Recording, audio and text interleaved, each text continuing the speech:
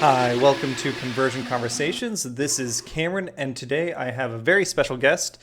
We have the champion of the 2019 Gencon Energon Invitational Qualifier, Kevin Allen, with me today, and we're here to chat a little bit about him and then about the Transformers TCG. How are you doing today, Kevin? I'm doing good. How are you? Pretty good. It's a little late for me. I know I'm East Coast. You're all the way over. Are you in the Bay Area? Yes, San Francisco. Yep. So I guess my first question is going to be just because I don't hear much from that area. What is the Transformers TCG scene like out there? So we're a little bit on the casual side, but we've got a pretty good group in the area. You know, one of the common issues with all games like this out here is we actually have a lot of players, but the Bay Area is very broad and very spread out. Yep. So we tend to have small, like three, four, maybe six people local scenes at any of about four or five different shops in the area. But when we get big events, we can draw out anywhere from about 15 to 18 for events, which is pretty nice. I actually just finished running a multi-month tournament circuit where we did one a month at a different shop over the course of about 4 months, and we had a pretty consistent 16 to 18 people for those. Oh, that's terrific. And I actually think I remember you posting about that. I think you announced the tournament circuit in the Bay Area for the like General Transformers Facebook group to advertise it. So with that, I guess I'm a little curious. You said it was how many shops total? Eight or so? There's about so in the area total that support Transformers, we've probably got six to eight. The circuit covered three of them, mainly because those were kind of the closer ones for people to get to. There's others that are about an hour or so drive, which is not really all that much if you're going from one end of the bay to the other. Hmm. But it was far enough that I didn't want to put too much of a burden since it was our first big effort at something like this.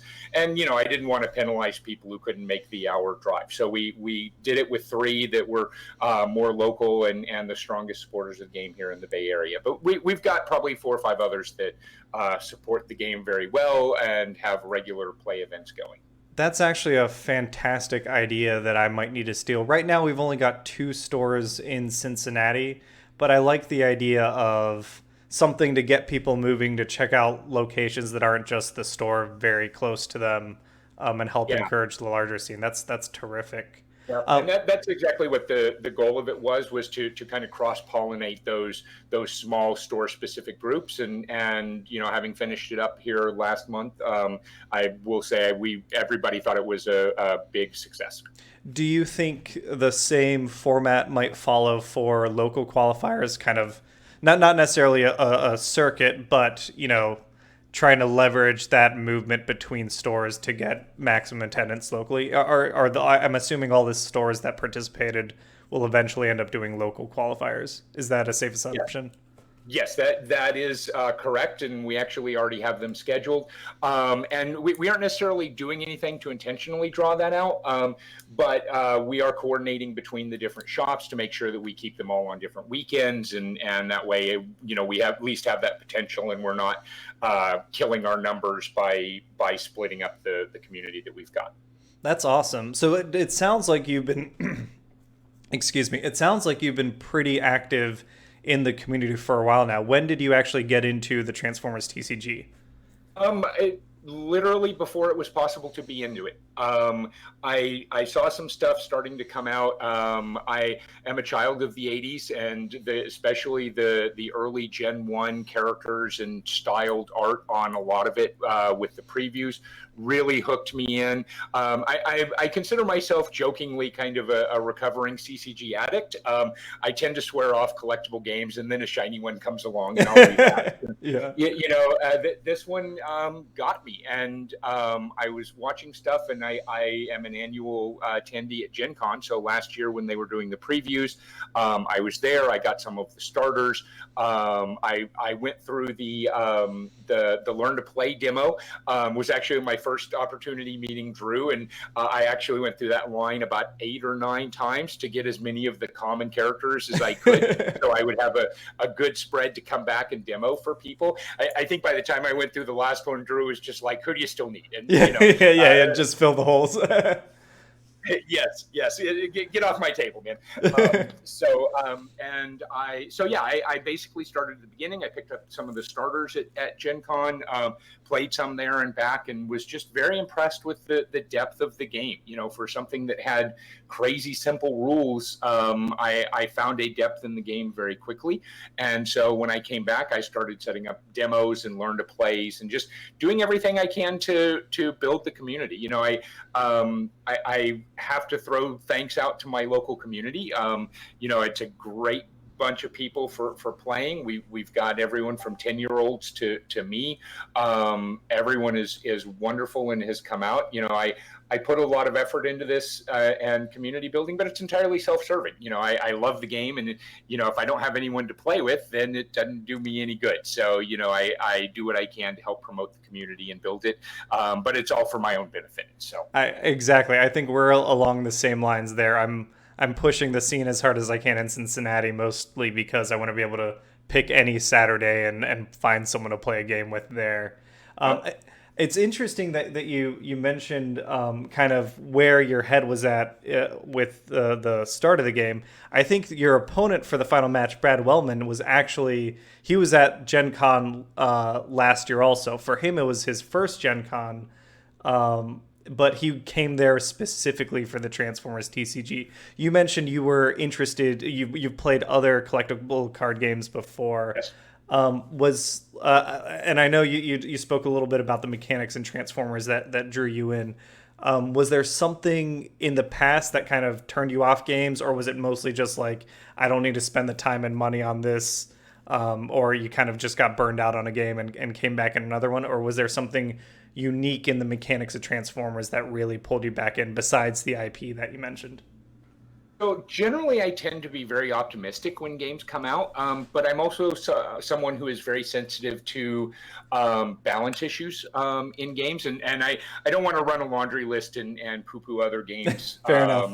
on this by any means, but there have been others, and I will tend to get into them, and will either fade off because their player base doesn't develop, or because it does it decently well, but the balance kind of goes off the rail, power creep goes nuts, and it just gets to the point where it's not fun to play. One of the other things for me is that I'm very contrarian in my gaming in a lot of ways, and that game-wise, that tends to manifest that I don't tend to play the big games. I don't do Magic. I don't do 40K. I tend to prefer smaller ones that maybe have a little more theme, a little tighter community.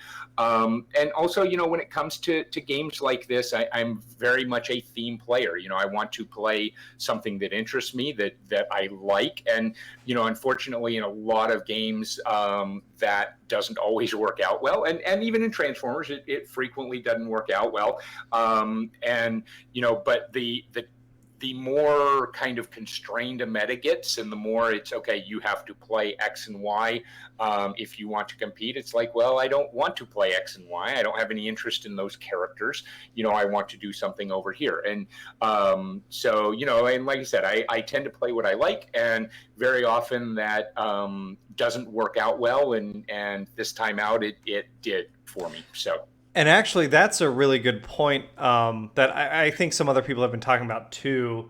And this is kind of, Transformers is really my first TCG I've dove deep into. I played a little Magic Kitchen Top before. But what I found was interesting is the way the tournament structure seemed to work, besides Origins, which was kind of near the end of the Wave 2 meta, where things were kind of, people had figured a lot of stuff out. Gen Con and then PAX Unplugged, those took place and will take place. We just have a month of testing and playtime. And I think that contributed a lot to some of the variety we saw at Gen Con versus Origins. I don't know, in your experience with past TCGs, is that normal, or is this something that you think is working well for Transformers in particular? It feels a little unusual to have that short window. I think it does work well though, because I think it gives that variety, just like you were mentioning. I will say too that I am not the hugest believer in the meta. Air quotes. I tend to think the internet, especially, drives a lot of echo chamber discussion, and so.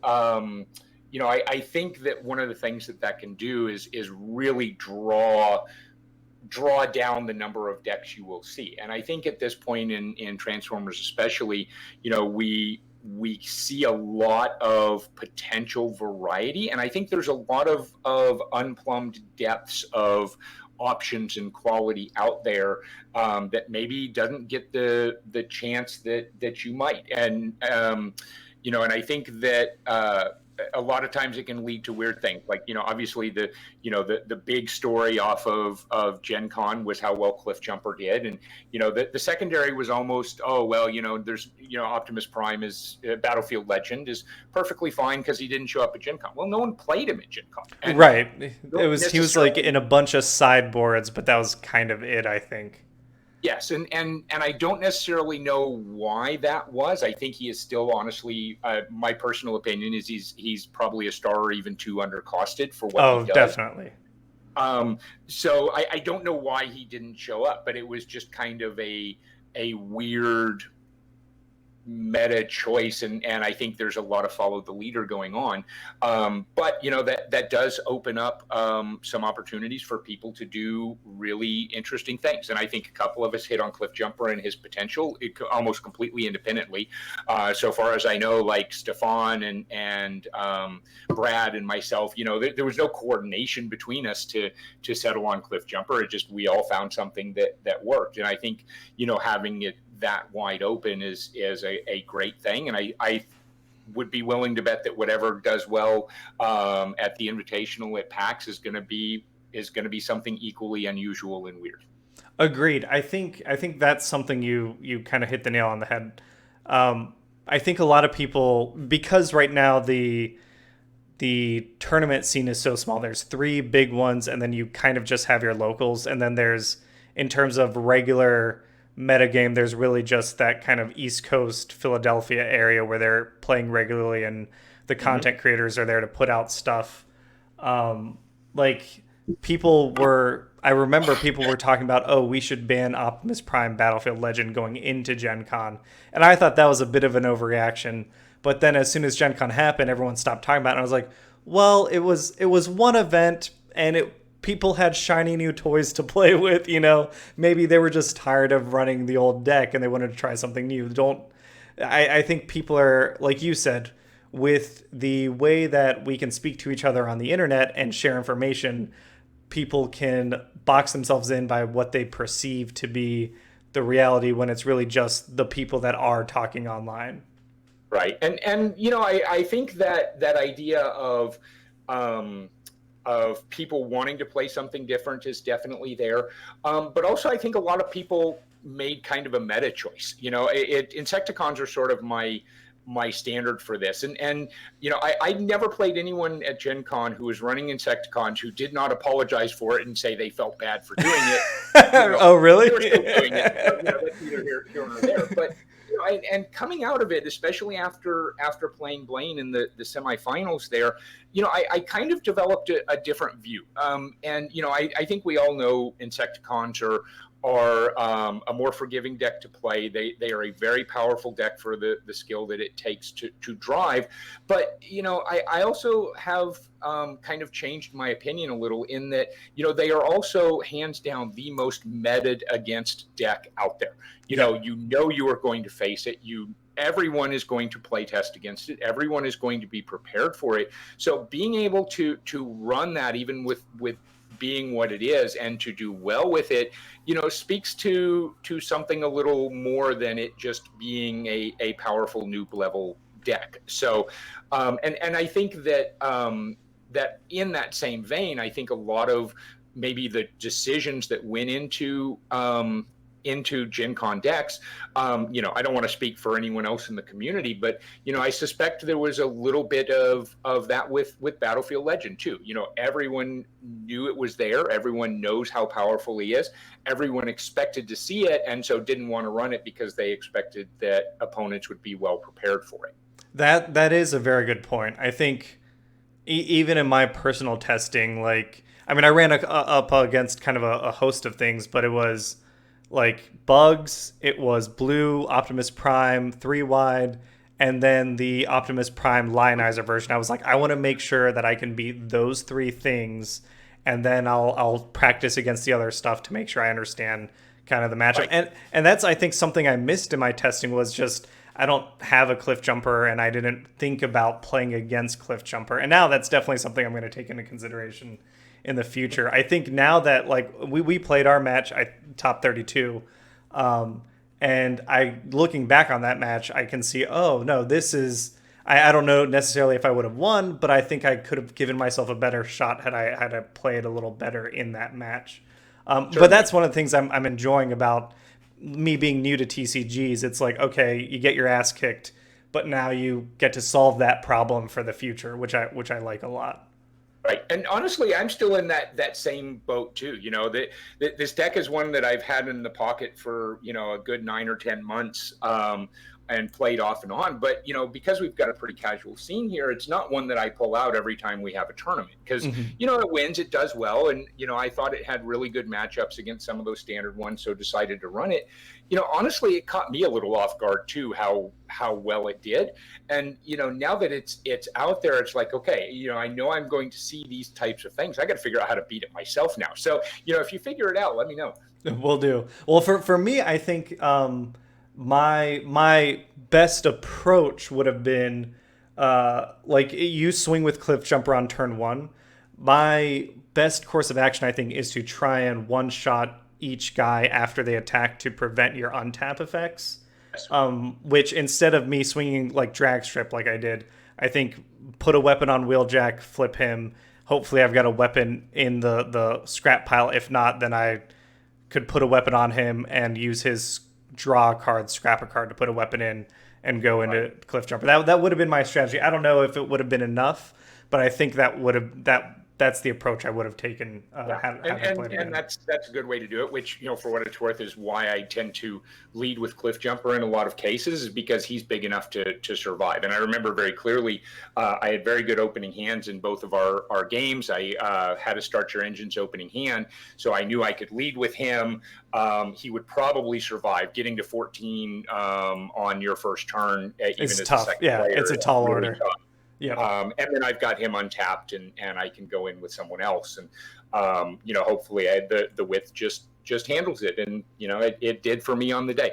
I don't know how well it'll do going forward, but I'm still enjoying the deck, and I actually am looking forward to seeing what people come up with on it. Well, speaking of going forward, and you mentioned this isn't what you always play. Is this what you'd consider your favorite character list right now, or is there anything else you've been playing that you've been also really attached to? So I actually, style-wise, I'm not an aggro player. This is probably the first time I've seriously played a full-out aggro-style deck like this. I tend to prefer more control-style characters, more shenanigans, and the cards have enough of that to keep me content. But I actually love Nemesis. I've played one of my favorite running decks is kind of a Nemesis mill control deck, and I have a very similar deck now that's using General Megatron to turn out crazy levels of direct damage. Unfortunately, I think blue decks are just harder to make work, and especially right now, blue Decepticons are in a really rough place thanks to pressure advantage. Oh yeah. And so, it's other than that, Jetfire is kind of probably one of my big favoritist characters from when I was a kid, and one of these days I'm going to find a way to make him work. I want to try him with Ultra Magnus. I don't think 2 wides are terribly viable competitively, but it'd be a fun one to try and put together. Oh, you bashing shield the armor. That's okay. Jetfire's got it down. Yep, bring it back. Well, Yeah. actually, fingers crossed. I don't know if you've been you mentioned you're a Transformers fan. I don't know if you've been following the toy line or anything closely. There is a new Jetfire in Siege that looks incredible. I have it sitting downstairs. Oh, okay. It is awesome. I haven't picked it up myself yet, but it's on my short list. But one thing that when I talked to Drew, Scott, and Matt about is they really wanted to make sure the toy line is not spoiled by the card game. But I'm hoping that in Siege 2, I know the art we've seen so far and the cards revealed so far suggest it's Decepticon heavy. I hope it is because I want them to get more tools. But a Siege Jetfire with some sort of armor gimmick like Ultra Magnus had, I think could be pretty neat also. Yes. The only reason I will say I hope it doesn't show up is because I have dreams of repeating at PAX and being the one who gets to design them. Oh, gotcha. Okay, well, so that saves a question I was going to ask later, which I've been asking every interview, which is you win at PAX, you've got your prize, you get to design your card, what is it? And you pick Jetfire. Do you have any idea mechanically how you want to capture the character? Not a clue. I tend to be someone who doesn't really armchair design. And I also haven't really been following the Siege line. So I would, because of my fondness for theme, I would definitely want it to follow the theme of the character. I don't necessarily know what the Siege version of Jetfire is. So it's pretty. I feel like Siege is very like for me at least. I'm a little younger. Grew up on Beast Wars. G1 and G2 were before my time. For me, Siege seems very G1 focused, like to the point that I think a lot of people just view them as the G1 characters rather than Siege characters. So, I think Jetfire fits in with his G1 character where, right, he used to be a Decepticon, then he became an Autobot, and he has his carry, like, the other Autobots around. Like, that's kind of his role. And then, maybe... Yeah, he was very much a scientist explorer type. Yeah.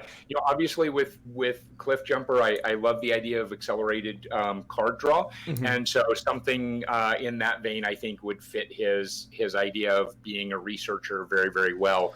If he had something that would provide some level of additional card draw, would fit pretty well with it. But at the same time, I feel like that theme they really nailed well with his pulling armors and utilities back. Yeah. So.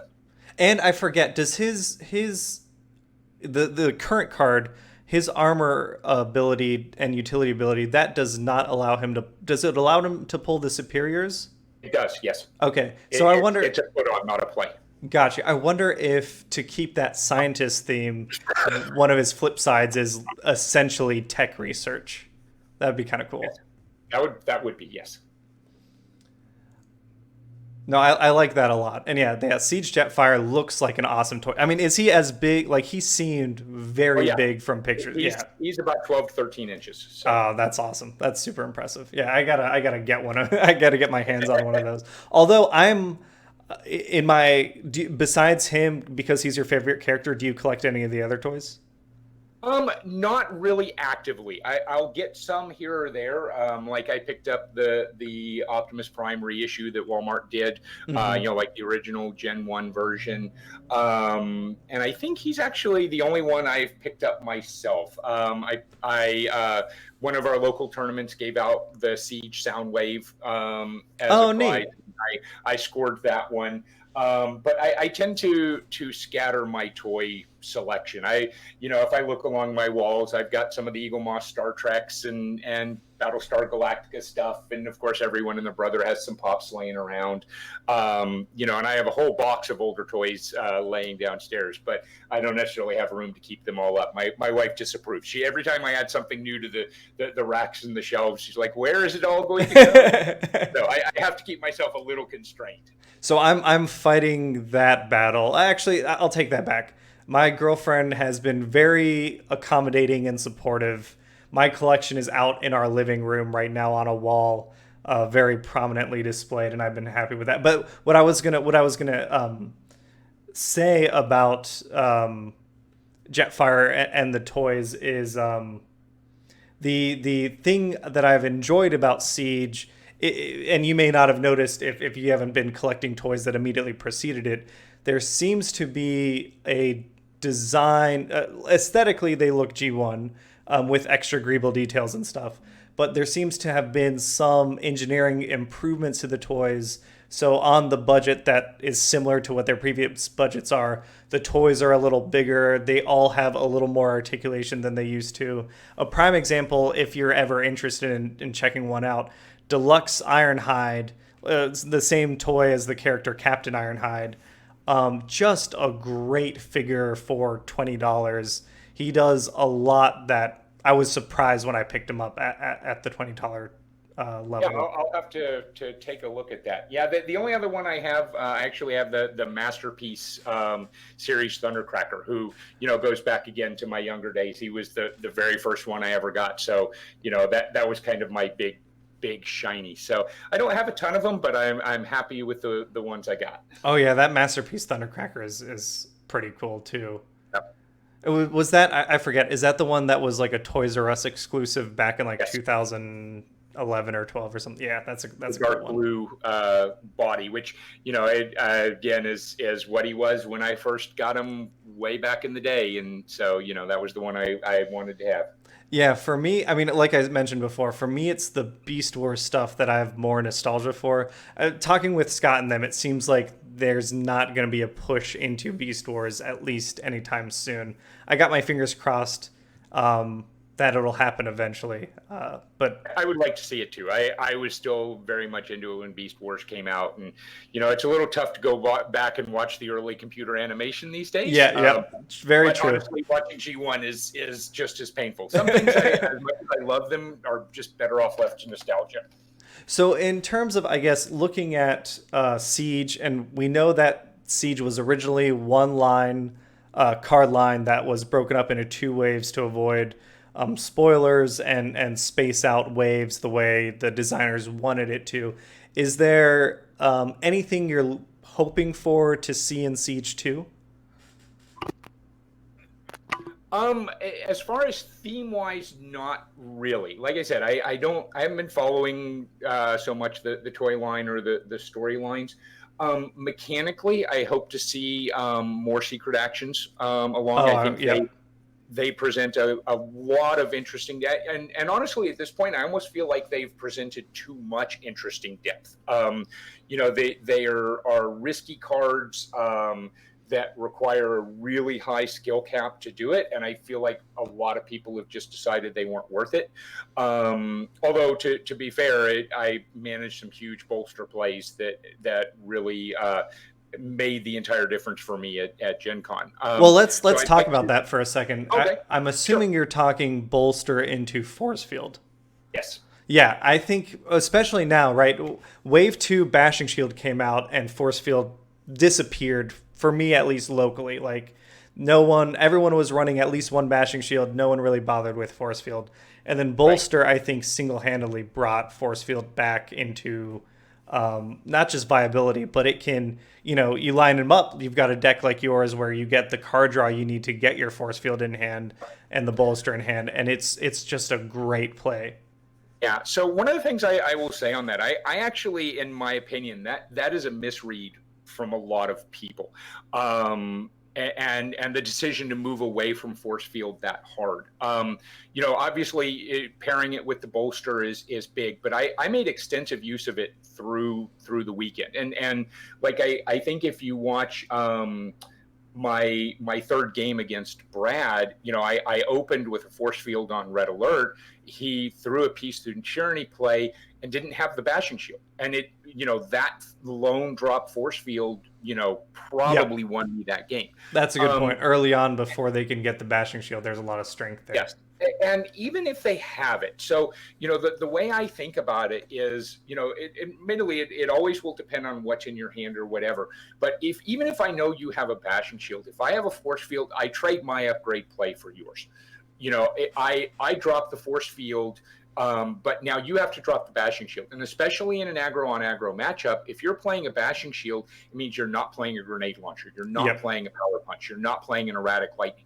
So, I mean, if you assume your force field is going to save you 6 or 8 damage, not unrealistic against a big aggro deck, even if you counter it, I'm probably still saving myself 4 damage. Yeah. And so and that has made differences. That has kept characters alive. So I think one of the things that a lot of people have missed in the armor discussion is that idea of controlling your opponent's upgrade play, even if it means you don't get the full use out of the force field. Now, that means I have to balance it, right? Like if I have my own grenade launcher or a force field, which am I going to play? And that's going to depend a whole lot on the board state. But forcing you into that controls your play in a way that I think a lot of players don't appreciate. That's a very good point. And it plays into the strength that already exists in your deck, which is controlling the pacing of your opponent's direction of damage, controlling the pace of the game, which I think that tempo is one of the interesting things that I've liked about Transformers. I don't know if I've got my head fully wrapped around it, but it presents a lot of cool decision points. Yes, I remember reading one of the early designers' diaries where they mentioned that the early iterations of the game didn't have the requirement that you attack a tapped character, and that was I think a brilliant addition. And I think there's some really interesting potentials out there. Like one of our last events before I left for Gencon, I was still testing my Nemesis deck before I decided it just wasn't going to work, and we had a guy show up with I want to say it was an Ion Storm Thrust deck. I mean, it was remarkably terrifying because it was effectively a 1-wide deck. And that meant that he could always hit whoever he wanted. And he's always scrapping or bouncing upgrades. I forget Ion Storm's effect exactly. Yeah, he bounces everything, and or maybe just one, but still bounces it back. So you've only got one card play to try and ramp your damage. You've only got one flip to get people in the right modes. You can't control where the damage is going, and it was very much kind of the opposite of what my cars do, but had a lot of the same effect. And if he was playing it very heavy blue, and it just, if you couldn't start ramping into massive damage really quickly, it was really tough to get through, and it did remarkably well. And it was another one of those left field kind of decks. Oh, I like that. I like that idea a lot. Yeah, it's been cool to see some of the things that people have tried to do locally. I don't know that I've got a cool success story like that myself. I've been working Captain Starscream forever. I'm just trying to get besides King Starscream, another Starscream deck working. I haven't gotten there yet, but hopefully I can figure something out. That's the nice thing, right? Now that you're qualified, I don't remember. Were you? Did you play at Origins? No, they announced it way too late for me to make that trip from. Oh, right, from here. So this was Gen Con. Not only did you win, this was also you qualifying for PAX Unplugged. So now that you are qualified, and I know you mentioned that you've been pretty involved in organizing the local tournaments. Is that something for the next 2 months while they're doing Siege stuff, Siege 2 spoilers? Are you focusing on helping out with the local qualifiers, or are you taking time to play some more weird stuff? Where's your head at now that you've got kind of the weight off your shoulders of getting to PAX Unplugged? Strangely enough, I actually feel more weight going into PAX, and this is something I'm still kind of trying to come to terms with. Like I said, I've always tended to go my own way, and as often as not, that's meant I finish in the bottom quarter, right? And I had a really good day. I found something that worked, but strangely enough, I am feeling this bit of conflict now that I feel like, okay, I'm the Gen Con champ and everyone expects me to do well going into PAX. So, it's like I have to find this balance of I'm still going to play what I want to play, but I have to work even harder now to find something that works. Whereas, a lot of the time before I would be perfectly content. Okay, I'm going to play what I'm going to play, and maybe it does well, and maybe it doesn't, and whatever, and that's okay. Now I'm feeling like I have a little bit of an expectation to show well, and it's a weird feeling. But I will still be playing what I want to play one way or another. I probably through the course of the qualifiers, I will play in some. I'm actually traveling through several of them. The ones I run, I will usually play in if we've got an odd number because I don't like people to have buys. But other than that, I will sit out. So the ones I play in, I'm gonna try something different. I will admit I love the four wide, and I'm really curious to see what answers people come up with, and maybe I take it to PAX again. Tweak it whenever we get the full run out of the next wave, and keep the same idea, or maybe I find something different. I would love to see Wave 4 open up more defensive options to make blue a little more viable, but I think that needs both cards and some tournament rule changes before I could really see myself going in with a heavy blue deck and expecting to be competitive. Gotcha. Yeah, and that I think that to some extent that makes sense. I'd be curious. I'm hoping in Siege 2, like they mentioned that the two waves are really designed to be played together, drafted together. So the two things I'm hoping from Siege 2, I think I mentioned before, are the Decepticons, but then, yeah, hopefully more secret actions, more tools for control decks to use. I guess I'm not, unless you're talking about specifically the way tiebreakers are broken, I'd be curious to what rules you might be thinking about might need to be tweaked to help bring control up a little bit. That would be it. I think the tiebreakers are obviously the biggest one, but the time limit generally too, in my opinion, is a little short. I think bumping it to an hour would make it a lot more viable. I understand their point, the point that's been made by the dev team of, you just have to learn to play fast, but at the same time, that's not entirely on you, right? I may run a 3-wide Nemesis and finish every one of my turns in 10 seconds. If I'm playing against a new player or against someone who is just a little slower paced, they and their pace affect me as well, and that's something I can't control. And so unless we go to something like chess clocks, which I think is a little ludicrous, it's always going to be a consideration. So those are the two rules changes I would like to see. I think the tiebreakers need to come off of being pure orange. I've heard some suggestions of going to white. I think that would be a much better tiebreaker. That way, at least it's not a guaranteed loss for a blue deck. Yeah. And at the very least, I can control whatever I can control in the pace and the time and doing it. But, I hate that sense that if we do happen to go to time, I will just flat out lose. Yeah.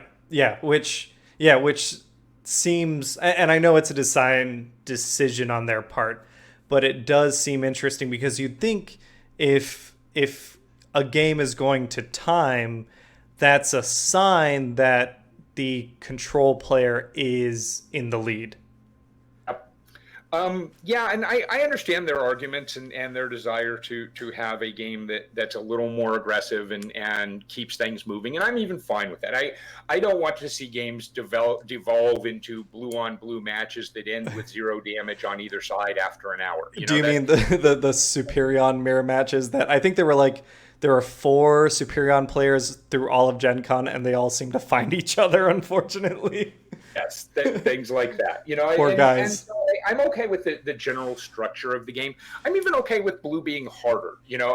I feel like right now maybe the skill cap on blue decks is not where it should be. I feel like if blue is going to be harder, that's fine, but it should be something that a good player can exploit and find a higher performance if they're a good player.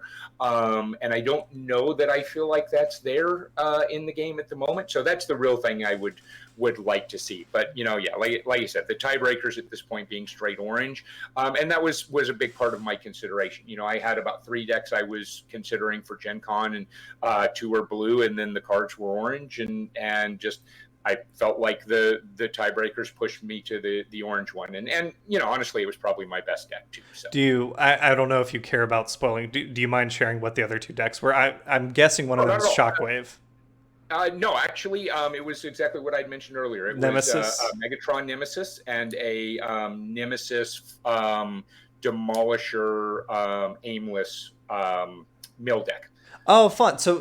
Nemesis, Demolisher, and Barrage was actually the very first deck I played in Transformers TCG. Yep, me I got a too. lucky pull on a Nemesis, and then I saw what he did, and I was like, oh, so like I stay alive and I try and cycle my deck as much as possible, and I had a lot of fun with that deck. Yep, and I did as well.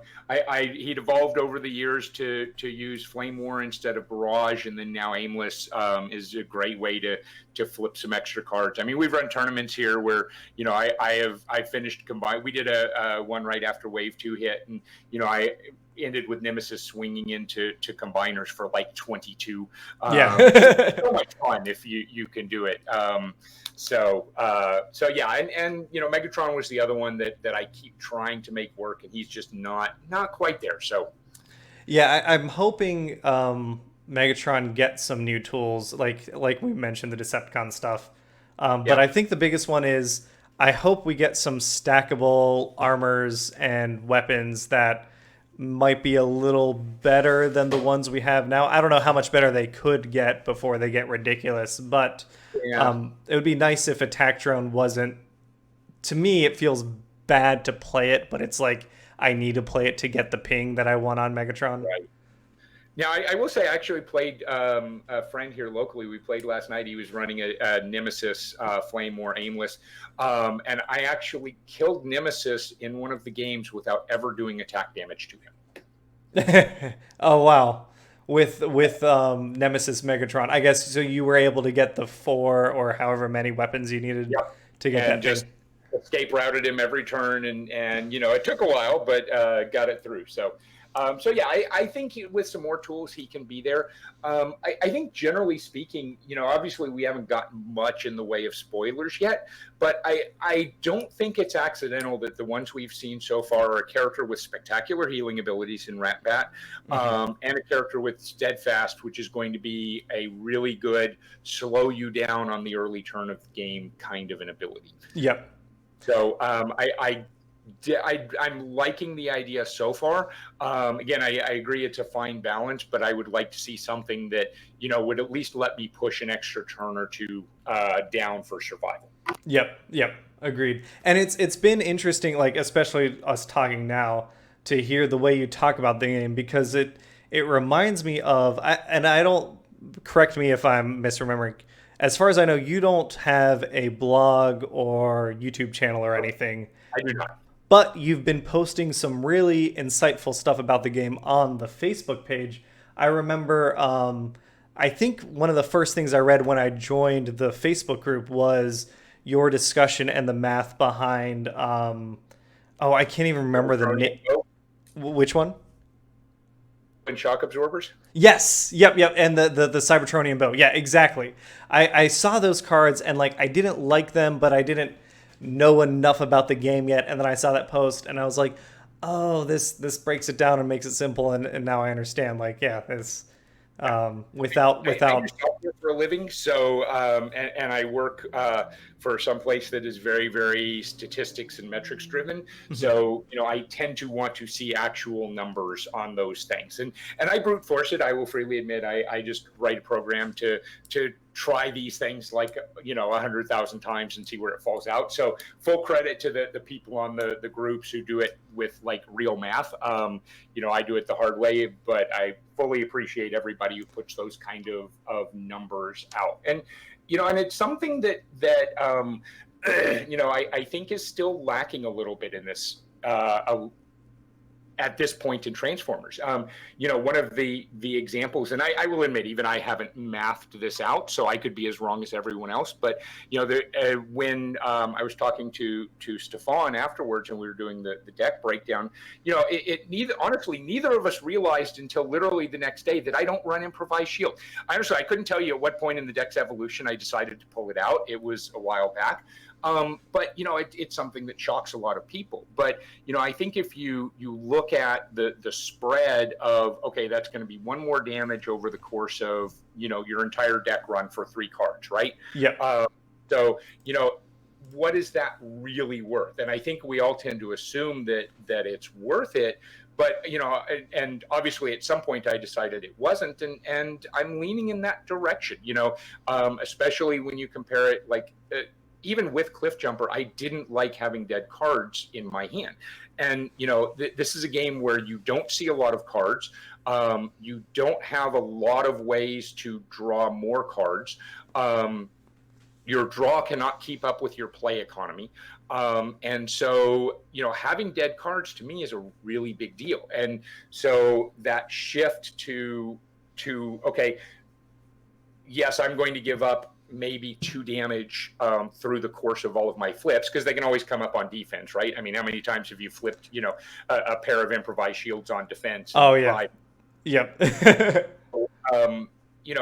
Is it all worth it? And I think there's still some math in there. And one of the things that I think is really interesting about the game is that there are places where the gut feel doesn't really capture it. And even if you do that math and you say this is your average attack, one of the things I look at really heavily with my deck, the term in like online shooters is time to kill. And I keep the same concept here, and I look at attacks to kill. So is that 1 extra pip, or even 2 if I flip 2 of them, does it save you an attack?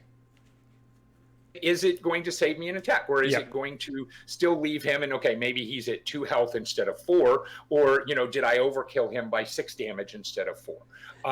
And so one of the things with my deck that I tend to look at is I don't really expect a lot of one-shot kills. It has the potential to set them up, and if they can go, especially with the card draw, I can throw bold 8 on an attack with Cliffjumper if everything comes together. But I tend to get 5, 6, 7 damage and leave you at the point where 1 more attack will kill you, and then let the untaps do the rest. Mm-hmm. And so in that situation, how often is that extra damage wasted? And I think that's something that's a depth that a lot of people don't math out, and we are all still trying to wrap our heads around how much that really means in a deck. Agreed. Like, I know for the deck I was running in particular, I had orange and blue. It was General Optimist, so everyone was getting bold 1, tough 1. So, like, in my particular case, I liked Improvised Shield because, like, sometimes I do want to play it to take someone out of, make them take 1 more attack to die. But I think you're absolutely right that that decision has to be made. It shouldn't just be an auto include. Right. And the same way, I know you wrote a little piece before Gencon, I think right before Gencon, on Peace Through Tyranny. A lot of people were already looking at Peace Through Tyranny with the weaponizers, especially Lionizer, which I was actually, I don't know how you felt about it. It was kind of cool to me to see how Gencon kind of changed from a ton of Lionizers Thursday morning and Thursday evening, and then switching a little more to fire drives after I think some of the fire drive decks demonstrated their viability. But even then, like I appreciated your walkthrough of. I know you weren't saying the card needs to be banned, but you're pointing out that, like, look, someone with a battle master almost will always Peace Through Tyranny. Like, they don't care about losing that 1 character. It gives them another turn with a souped up character, which I think other people had thought of, but no one had really articulated yet into the general public, maybe in their testing circles. Right. But I like that's, that. My view on it a little bit is the double pip cards, especially the ones without a star. Well, I mean, broadly speaking, it seems like the double pip cards are intended to have a cost to them, right? They either have the star cost now, or they're just relatively awful mismatched cards. Improvised Shield and Handheld Blaster fall into that category. Yep. Or they are ones that do as much damage to you as your opponent, and are harder to play around and harder to use well, like with Security Checkpoint. Yep. And the broad point is that I think the introduction of Battle Masters has changed that math around Peace to Tyranny. It was always a situational card that could be put to good use, but there's nothing situational about a turn 2 or 3 Peace to Tyranny that gives you an untap and wins you the game right then and there. And I think a double pip card of either color should not be a game-winning card. Mm-hmm. At least not without a star cost. Right. Something to balance it out. And same with like you did you won Gen Con. You did a deck tech with Stefan talking about the deck, and even then, like during that conversation, I appreciated your talk through of your decision making behind the cards. But then I also really liked, and we touched on this earlier, the kind of reaction to Cliffjumper by the general population, a lot of whom weren't at Gen Con, but they saw how many Cliffjumpers were in the top 32, and then they saw that the final match was Cliffjumper versus Cliffjumper. And before they started, talking about the sky falling down, you had some words to say, look, like this Cliffjumper's not, winning games all by himself. It involves a finely tuned deck and proper decision making, which I absolutely agree with. And I think the other important thing for me too is that even though we had a good showing that day with the Cliffjumpers, it is by no means the end all be all deck. Right, like you mentioned before, now people will be looking to beat it. Yes, and there's still plenty of other powerful options out there, and so I think people tend to. There is a lot of understandable angst over I can't get a card that I want. And I understand that people are going to dislike that. I feel a little like people are letting that bleed into or even overwhelm the actual sort of tactical analysis of how good he is. I think Optimus Battlefield Legend is still a much better card on a one-to-one basis. He just can fit in so many looks and so many decks and so many styles. I think General Optimus is going to be the same. I think that you are going to see him in a ton of different looks, in a ton of different deck styles. You can play him offensive, defensive. Yeah, we already saw some of that at Gen Con. Like the Vector Sigma guys were running their range General Optimus. I was running with the help of Adam from Vector Sigma, my General Optimus, which was more aggro with Wheeljack. And then Jamie from Powered by Primus had his a little more defensive General Optimus. So it was cool to see that run in so many different ways at that tournament. Yes, and to me, that's what makes a strong character is one, that either is so good that in the one build it is just overwhelming. Kickback kind of falls into that category for me.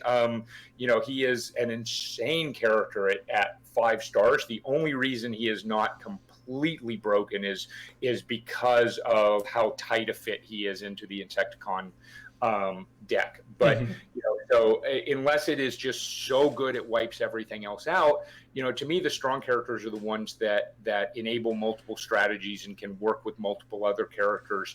And I think Cliffjumper obviously fits into card decks. I don't know that I would argue that he is even the best card. I tend to think at 9 stars, Wheeljack is right up there with Optimus as being probably a star too cheap. The fact that he can basically is a 9-star character who effectively ends up with a base 8 attack through the vast majority of the game is kind of nuts. Yep. Yeah, Wheeljack, Optimus, and then Wave 1 Grimlock, I feel like were all cards that could have been just as powerful if they had added a star or two to some of them. I agree. Grimlock is an interesting case for me because I will say he's a character that I didn't see at Gen Con, at least when I was playing my cars. But he's someone who is a great answer to wide decks, and I think you're going to see him coming back. And so even if I can look at Grimlock and believe that maybe it should be a star more expensive, but I also think he fills a very, very important role in the meta, in being that way to counteract very wide decks in interesting ways. Yeah, what's up? We'll have to ask the Wizards of the Coast guys at PAX Unplugged how come there aren't any Decepticons that besides Kickback that we think are undercosted. Yeah, that's Why a is whole separate, Megatron so expensive? whole separate discussion. Yeah. Well, thanks, man. I don't know. That kind of was all the things that I had on my brain. I appreciate you taking time to let me pick your brain. Congratulations again on the victory. I know you said now you feel the pressure. I hope with time that eases, and enjoy the local scene. I guess before we go, is there anything you wanted to say to the audience as a whole? I think I said this in one of the other interviews right after. I would encourage everyone coming out of this to play what you want to play. One of the things that I love about our local scene, and I already told everyone this locally after Gen Con, but I'll give a shout out. We have a wonderful group that can play a fairly competitive game without being real jerks to each other, and it gives an incredibly varied look. We don't have a lot of people that will just follow whatever the top anything is. Last night we were just casual playing, but I played against a Metroplex. I played against the Nemesis tough control deck. I played against a healing deck with Ratchet and the Freedom Fighter, Optimus, and Arcee, and just really wide looks. There's a huge amount of variety in the game, and I think that the gap or the sorry, how do I phrase this? The breadth of interesting competitive decks is a lot bigger than most of us think. So find something you like to play something you enjoy. Be good to your community, show up, help people learn the game, and it's better for everyone, and we'll all enjoy it in the long run. So that's kind of my message. It did well for me at Gen Con. Like I said, I ran what I wanted to run, and it worked for me that day, and who knows what the next surprise one will be. Absolutely. Thanks again, Kevin. No problem. Thanks very much for having me. It was fun talking.